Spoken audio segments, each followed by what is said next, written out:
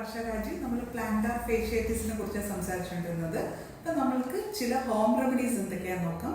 First one എന്ന് പറയുന്നത് മൈക്രോസെല്ലുലാർ rubber, അതായത് MCR ചപ്പിൾസ് മാർക്കറ്റിൽ ലഭ്യമാണ്. ഇത് നമ്മുടെ പ്രഷറിന്, അതായത് ഫുട്ടിൻ്റെ പ്രഷറിന്, ഗ്രൗണ്ടുമായിട്ടുള്ള പ്രഷറിന് കുറയ്ക്കാൻ സഹായിക്കുന്നു. പിന്നെ നമ്മൾക്ക് 3 സ്റ്റെപ്പാണുള്ളത്: warm up, stretching, warm down.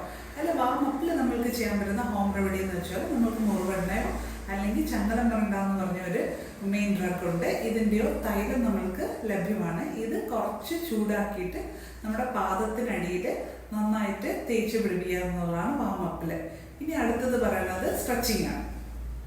സ്ട്രെച്ചിങ്ങിൽ മെയിനായിട്ട് വരുന്നത് ഇങ്ങനെ ഒരു ബാൻഡോ അല്ലെങ്കിൽ ഒരു തോർത്തോ അങ്ങനെ എന്തെങ്കിലും എടുത്തിട്ട് നമ്മൾ ഈ ടോസിന് ഒഴിവാക്കിയിട്ട് ഇവിടെ വെച്ചിട്ട് തന്നെയാണ് അത് അറ്റാച്ച് ചെയ്തിട്ട് നമ്മൾ ബാക്കിലോട്ട് സ്ട്രെച്ച് ചെയ്യുക എന്നുള്ളതാണ് ഒരു മെയിൻ സ്ട്രെച്ചിങ് എന്ന് പറയുന്നത്.